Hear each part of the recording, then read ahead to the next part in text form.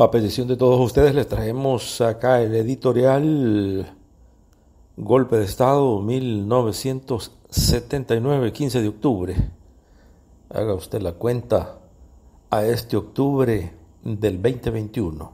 La historia se está repitiendo, o la historia se volverá a repetir.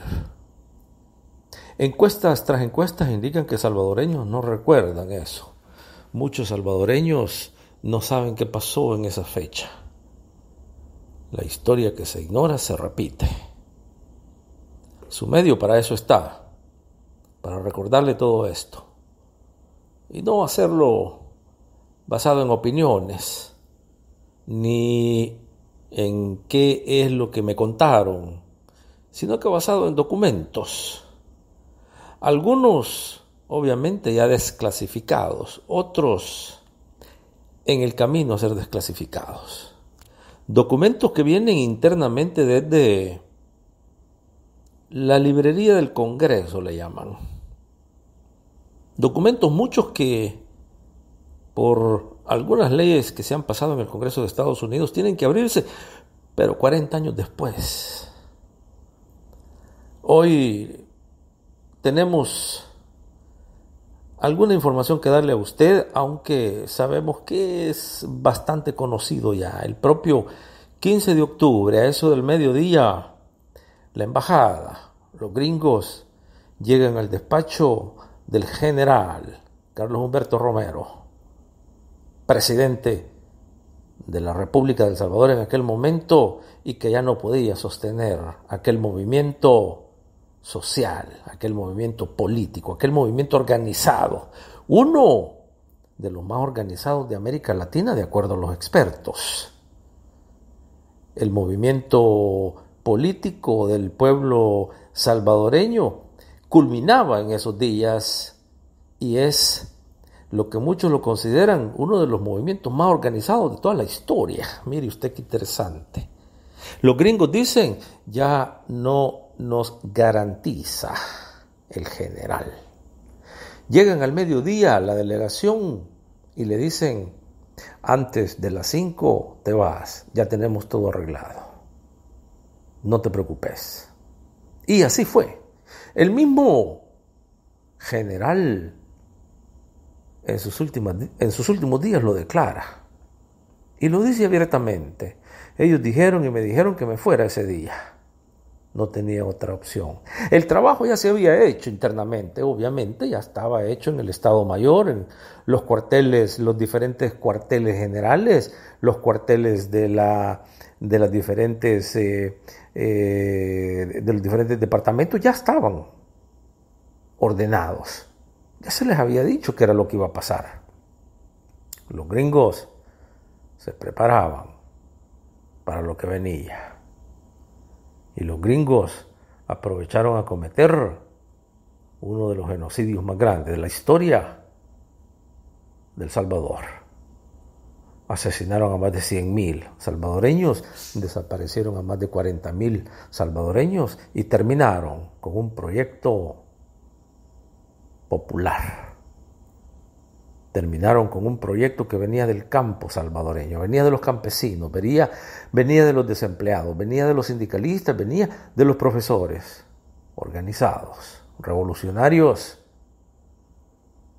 que solo querían un cambio, que solo querían justicia, que solo demandaban igualdad económica. Eso, para los gringos, obviamente ese será un crimen en su patio trasero. Le dijeron al general hasta aquí y luego montaron sus respectivos gobiernos provisionales y inclusive pusieron hasta un su presidente provisional. No lo aceptaban a inicio en algunos sectores de la política salvadoreña, no lo aceptaban. Pero aquí se hace lo que dicen los gringos. Álvaro Magaña, un individuo que pasaba más tiempo ebrio que sobrio, pero Ya los gringos lo tenían, porque el proyecto insurgente contra insurgente, el proyecto del conflicto de intensidad baja, iba, porque iba y tenía que ir. El general no les garantizaba ya nada. Y así lograron ellos, con una oposición completamente dividida, financiada por la Agencia Central de Inteligencia y sus diferentes ONGs, lograron dar el golpe certero. Primero, neutralizando aquella ofensiva de 1981. Luego, con los militares jóvenes, entre comillas, Adolfo Majano, ¿se acuerdan ustedes? Ahí estaba. Pero ellos tenían a sus propios militares. Abdul Gutiérrez fue uno de ellos.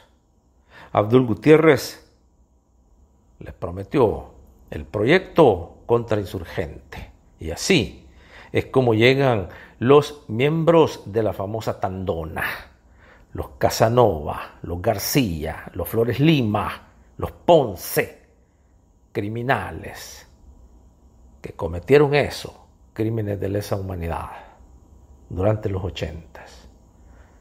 Asesinaron a todos los miembros religiosos progresistas de la Iglesia Católica. Culminaron con el asesinato del arzobispo. Monjas que venían, inclusive gringas, progresistas, las quemaron vivas, antes, obviamente, de violarlas.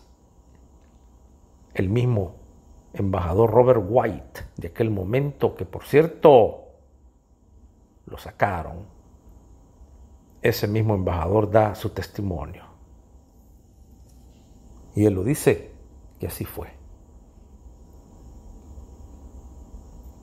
Monjas violadas, quemadas vivas. Eugenio Vides Casanova estaba allí. No se vayan. No se vayan porque venimos con la parte 2. Golpe de Estado del 2021 o del 2022.